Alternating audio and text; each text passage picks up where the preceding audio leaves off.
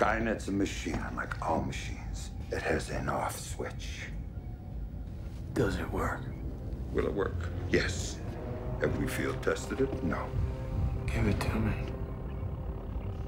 I'll do it. Hello, I'm Nat, he's Matt, and we got your geek news right here. This week it's a review of Terminator Salvation, which some are seeing as a fresh start to the Terminator franchise. While others see it as a simple continuation of the first three. And since no Terminator movie has ever really respected the continuity of any other Terminator movie, it kind of could go either way. True. I mean, Judgment Day has had 4 different dates. John Connor has had 4 different actors. Yet somehow all 4 movies have essentially had the same final scene.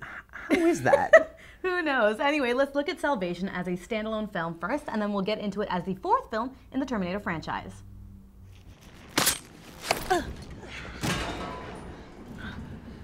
Name's Marcus. You can let me down now, Marcus.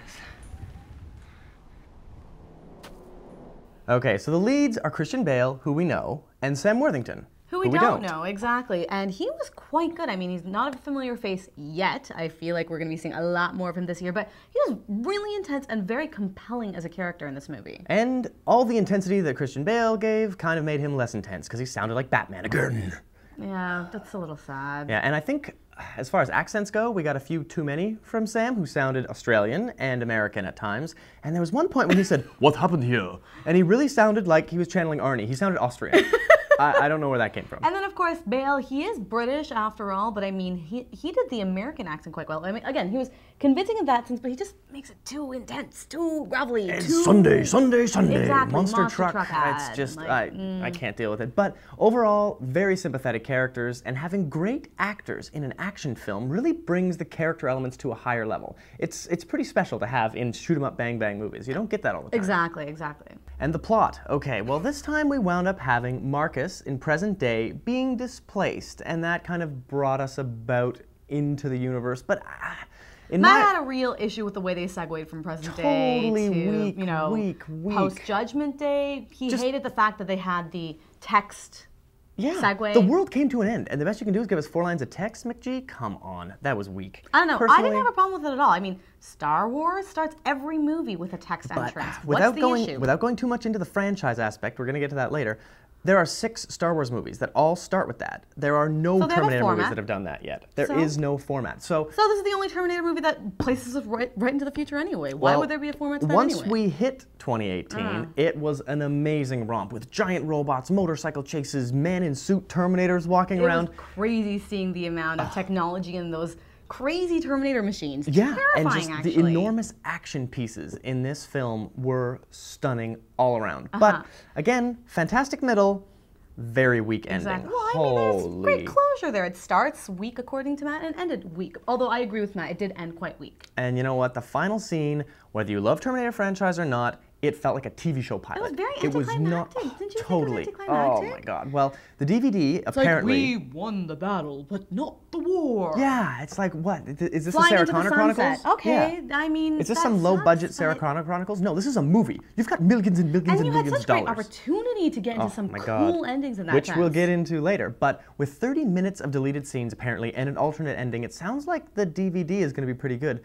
But the thing that bothers me is they shot apparently a very cool ending that, I don't know. We'll talk about in the spoiler ending.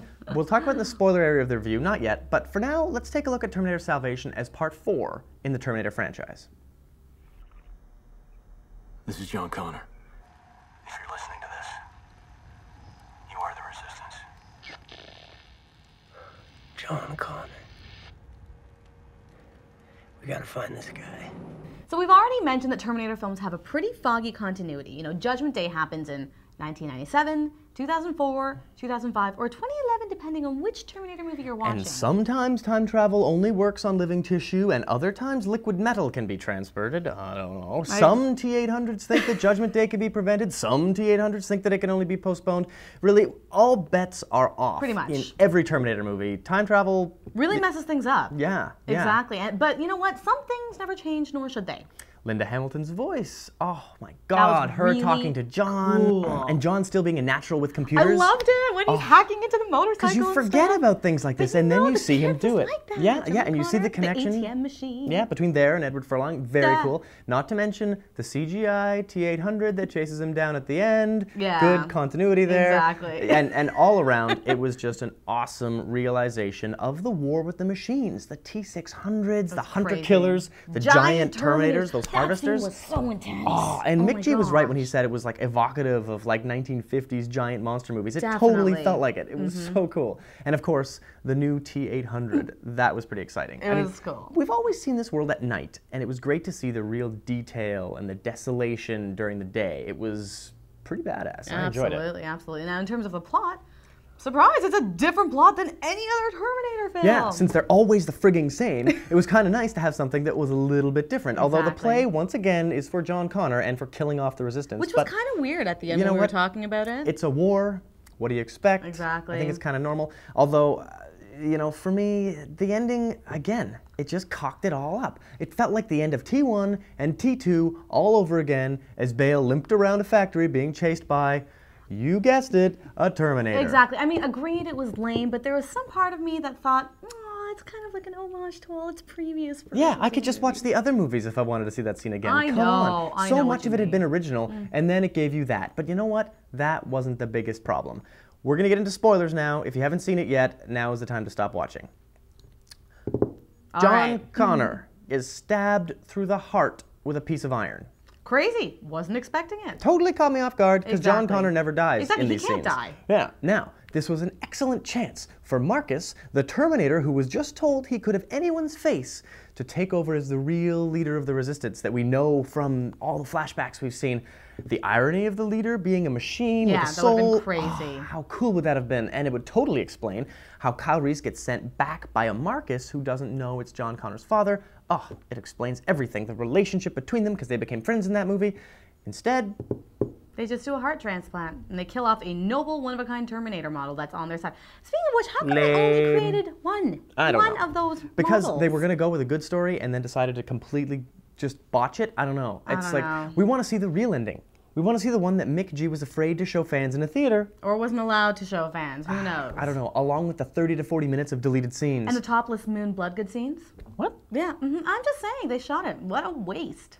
Well, either way, we found Terminator Salvation to have some amazing highs and some amazing lows. And it's kind of a shame all around, actually. Well, you know what? It's kind of hard to sell the film short in action and character, but the disappointing ending really made us walk out of the theater scratching our heads because we really expected more than that. Yeah, I mean, I'm glad we saw it, and it was better than T3, but that's not really hard to do. That was a piece of crap. Piece of crap. Sure. Well, anyway, keep your eye on YourGeekNews.com for our preview and review of Sam Raimi's new horror film, Drag Me to Hell.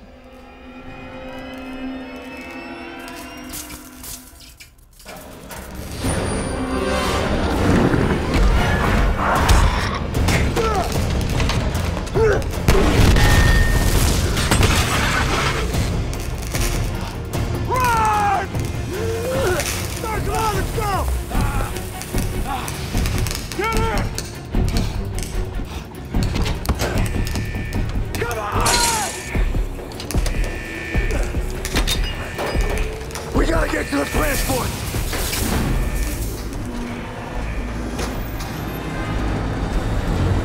Where are you going?